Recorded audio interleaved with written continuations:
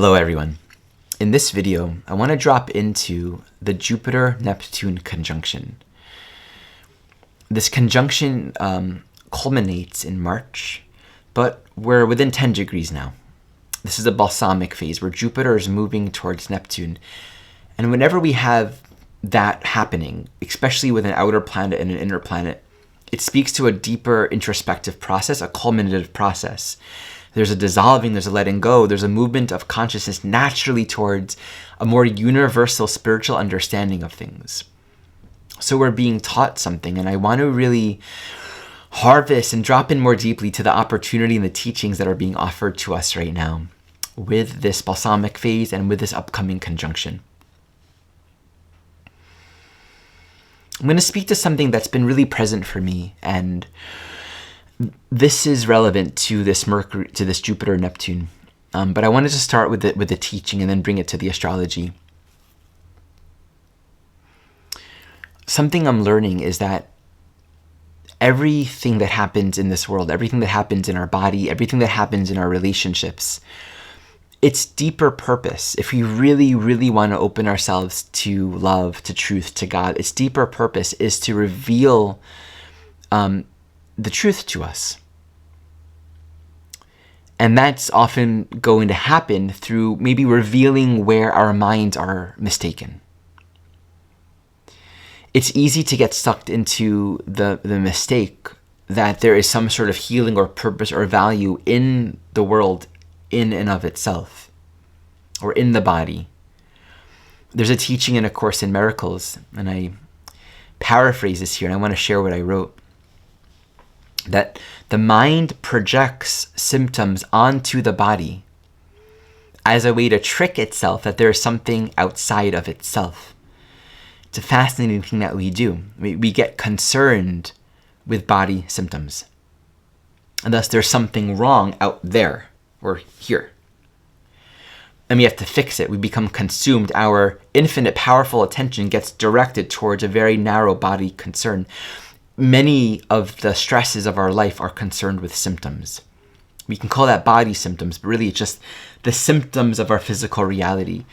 The way we feel, the sickness, the conditions of the body, wanting to feel better, wanting to look better, wanting to change how we look or how we feel, wanting to change our financial situation, our relationships, our home, where are we living. These are all very temporary circumstances that come and go along this soul journey.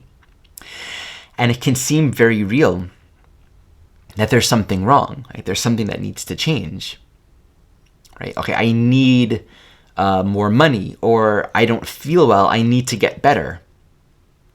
There's a problem in my life in any area, I need to fix it, I need to change it. The draw, almost the temptation to become so singularly focused on these things is really where we often miss the greater teaching, the greater opportunity in all experiences. I received a teaching recently in a dream about last week, where I was told every experience offers another angle to experience the unity of God's will. Every experience offers another angle from which to experience the unity of God's will. What's the unity of God's will? Well, it's unified, so it's indiscriminate.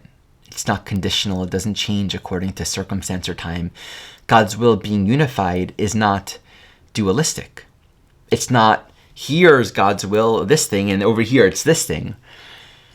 It's singular, and that means the answer to this question must ultimately be applied and understood everywhere, indiscriminately, in every experience, no matter when, with whom, or where. Right? And God's will is itself. God's will is love, is unity, is the truth. And we like to categorize our life in a way where maybe there's God's will, there's love, there's who we are, there's a truth, the true nature of all things. And then there's health, money, relationships. We categorize, and we end up making this mistake where we deify the things of form and time and space as problems to solve in and of themselves.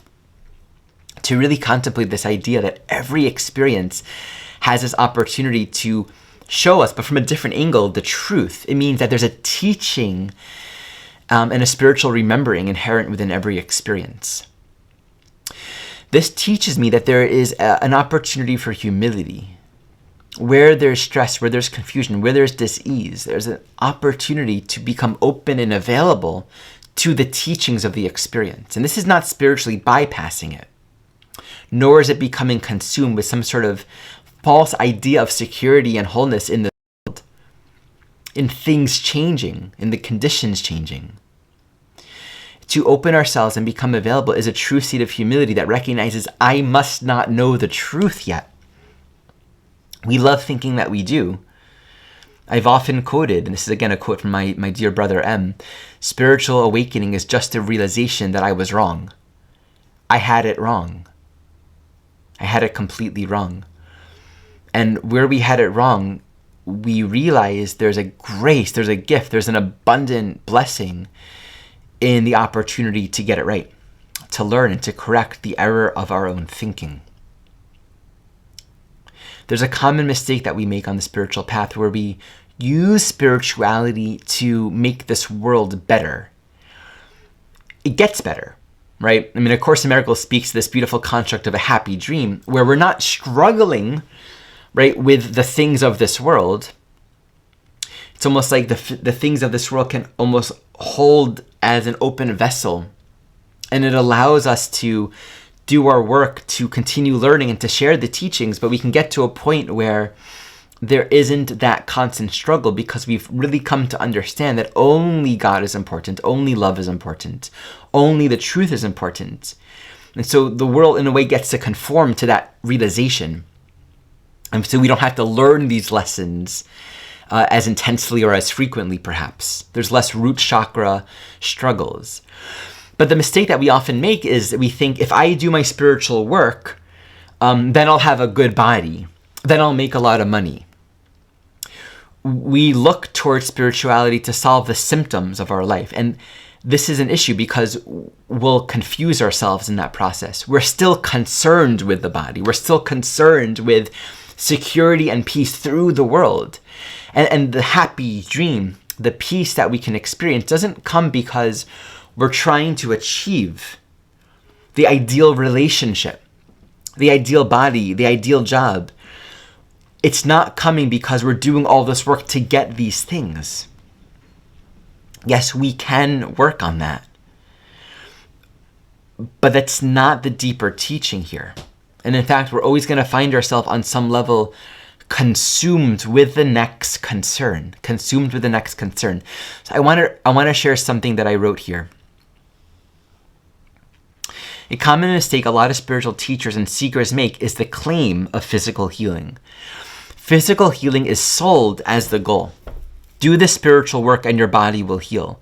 This is a mistaken thinking. If the goal is physical healing, then the mind is still focused on healing the symptoms of confusion and thought.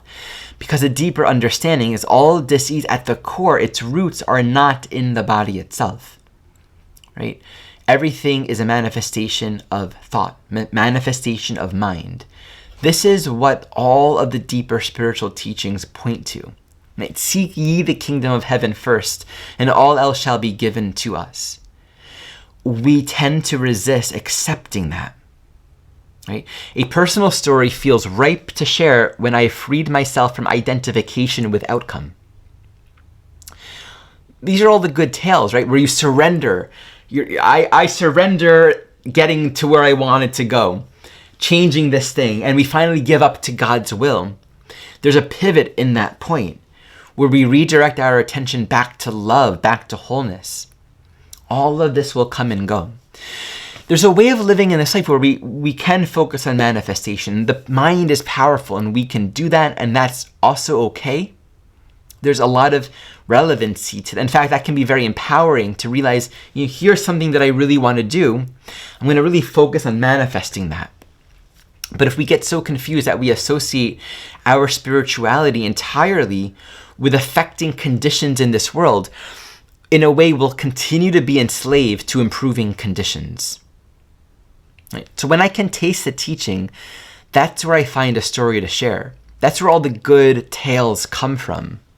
That's, in a sense, that's the true hero's journey, where we find the deeper spiritual teaching embedded in our experience. That's what makes a good movie. All these Disney movies that I've fallen in love with, especially the recent ones, and anything that involves Lin-Manuel Miranda, just observing, they all seem to point to a similar teaching, which is the resolution at the end happens in some way where the main characters have let go of the struggle. Right? Attention has been shifted to a deeper spiritual understanding. Love, unity, forgiveness. And then the physical conditions seem to almost work out on their own. But afterwards, like in Encanto, spoiler alert, everyone loses their power, the magical house falls apart. And the teaching that was waiting to be learned was letting go of control. Appreciating that we are the miracle. We are the gift, not some sort of magical power that we have. That was a realization that needed to be experienced. And all the drama and tension that arose was sort of leading Abuela to have that realization. And then what happened is she had that realization. Everyone got together to rebuild the house as equals, not relying on some kind of magical power, not feeling an unworthiness that you have to use your magical power to qualify your worth. There's a true humility in starting over from a place of nothing. And then it happened to be all the miracles returned and the house became magical again and everyone's power came back. But it's like, it didn't have to happen that way. It's nice that happened. That wasn't the point, right? The point of the movie was that forgiveness. That's peace. That's true peace, much more than all the magic and the flares. And that's why even things like psychic powers, that can come and go. I've worked with many people that will say, I was getting all these psychic messages for years and beings were showing up in front of me, or I was getting these visions. Now it's gone. It's because that too is a worldly experience. Hearing something, seeing something, that's still a symptom of the body. It's having an auditory or visual experience that gives you guidance. And there's a teaching even deeper than that. Right? Everything that's physical comes and goes. And it's relevant for us for a time. And there's also the calling and the teaching to not hold on to it, because it becomes its own goal. Like the goal is to be able to hear or to see. It's no different than any kind of materialism that says the goal is to make a lot of money or have this kind of relationship or have this kind of body.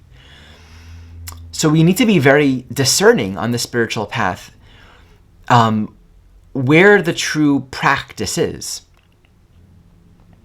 where our devotion really is. And this Jupiter Neptune, we can say at the core, it's about the deeper, in Pisces, this is the deeper teachings of truth, which is not deep at all. It's actually the only teaching. The only teaching. And this is why it's confusing, kind of, or could be. The only teaching is the teaching that's everywhere. It's calling our attention in every moment, in every relationship, in every circumstance. And the teaching itself is the correction to every single mistake of the mind we've ever made. There aren't many mistakes and many corrections. There's one mistake and there's one correction. If truth is singular, then it's the answer for all things. This is a radical, universal understanding. And it might feel inaccessible at times. But that very place of it being inaccessible is actually, I find, the seed of potential devotion. I have a deep reverence and respect for the traditions, the bhakti traditions, the devotional traditions that people will immerse themselves in poetry, in song, in devotional prayer. I love the Sikh tradition where Japji, it's a devotional morning chant that you just immerse yourself in these absolute, non-dualistic, beautifully poetic devotional reminders of the unity of God's will. That's why I love singing. There's so much in these many, many, many spiritual practices, even yogic traditions, really anything and everything, if we use it wisely, even physical practices, can be used as a way to connect with what's always true and thus what's true right now, a universal understanding. And that's where we have this calling right now to really connect with our deeper teachings, to step away from the concerns with outcome. Jupiter, Neptune, we'll speak more about this as this transit. I'll have more videos, I hope. There can be an exaggeration, right, of things that feel difficult or sick or out of alignment or fearful, where we feel lost, where we feel far. And the perception of problems can be heightened. Anything with Jupiter really heightens awareness, and the intention with that heightened awareness is, if we're using it wisely, to reflect back to us the nature of our own thoughts, the nature of our own consciousness, and to actually reorient towards where's the teaching now. Jupiter is always about the teaching. Always. And there's always more insight. There's always more potential insight to be gleaned from any experience. So where we have perceptions of fear, where we see problems, it's not to bypass it, but it's to get very curious. Okay, there's a teaching here. I'm very open to the healing. There's almost a gratitude that comes. One of the songs that I've received some time ago is, "We give thanks to Great Spirit to carry us through. Ea, ea, ea, oh." And the next verse is, "We give thanks to Great Spirit that carries us through. Ea, ea, ea, oh." We give thanks to Great Spirit to carry us through.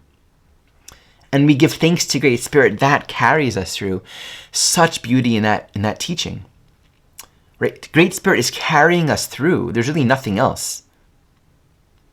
And our gratitude is what carries us through. Both. Our recognition of the truth. It's already true, but our recognition of it almost turns a light switch on. That's really a Neptune teaching. And here, Jupiter, I want us to have that insight, that realization, the principle, the understanding that we are directing our attention towards this principle of truth and applying it in our life.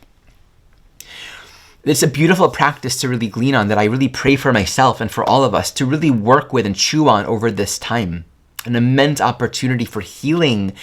Forgiveness is inherent here. Forgiveness is the correction of our worldly concerns placed on the body, on people, on things, on time and space, and a return to God, a return to wholeness, a return to love, which is another way of saying a return to this moment is the purpose. This moment is the goal. This is why I'm here. This is the purpose.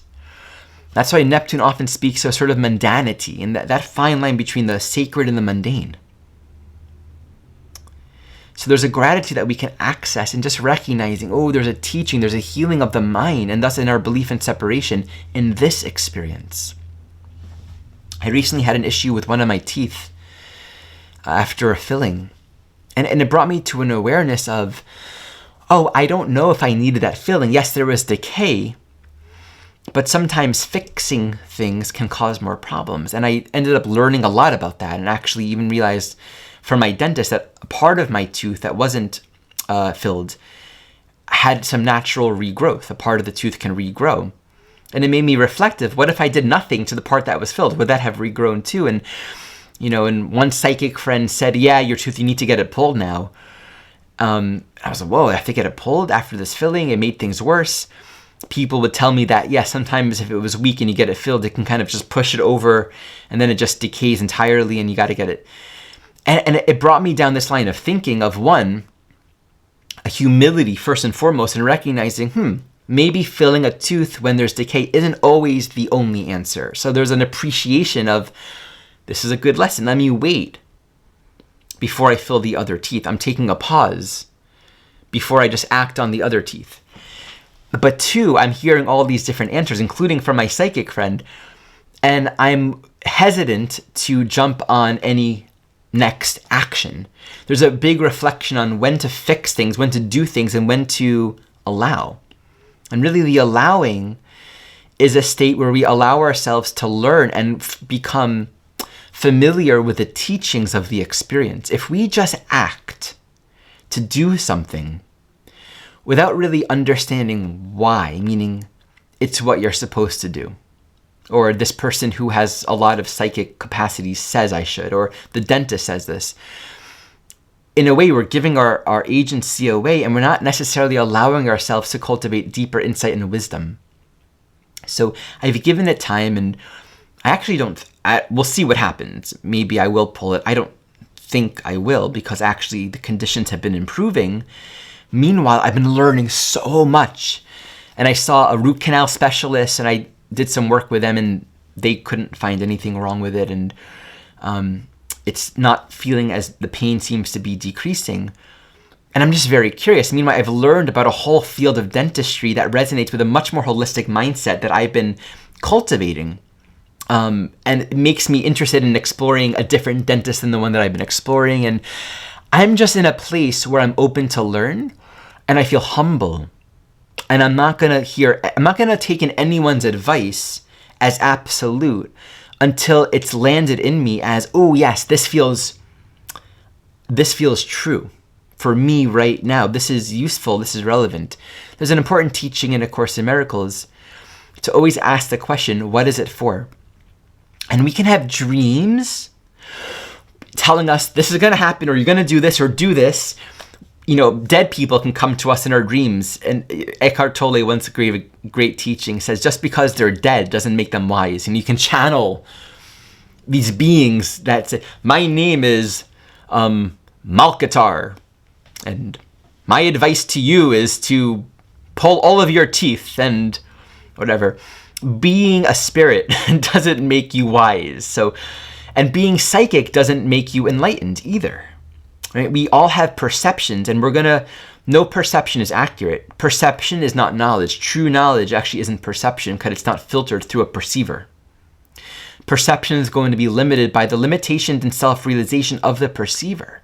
So we need to really honor that. When we go to advice to people, and I feel this immense humility and responsibility, when I'm working with someone, I want to really do my work to make sure that my words hold space for the individual to still find the truth on their own. One that I don't think I know the answer, but that I'm just playing this humble role to hold spaciousness for the individual in their own realization, because I'm so limited in my own perceptions.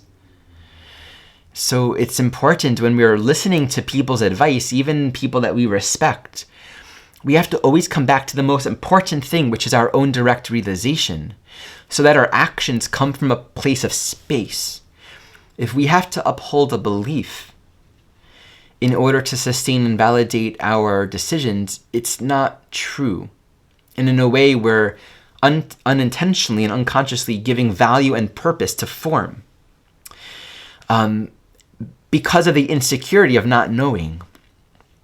But that place of not knowing can be a very, very holy and sacred place if we remember, regardless of what's happening, regardless of what arises in the field of our awareness, the deeper teaching, the deeper invitation of spirituality in all moments is this moment, is a state of peace, is a state of trust, is a state of unity. What is to unfold will unfold.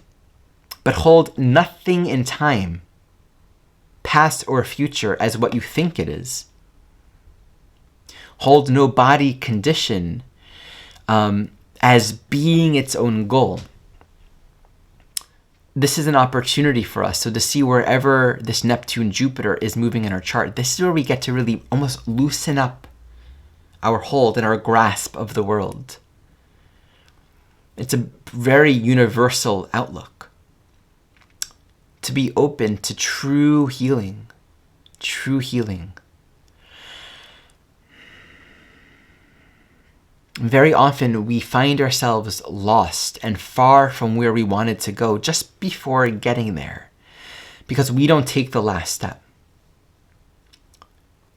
Again, Spirit's wanting to show us that the teaching is not the thing that we're getting and the place that we're going and the conditions of the world that we're wanting.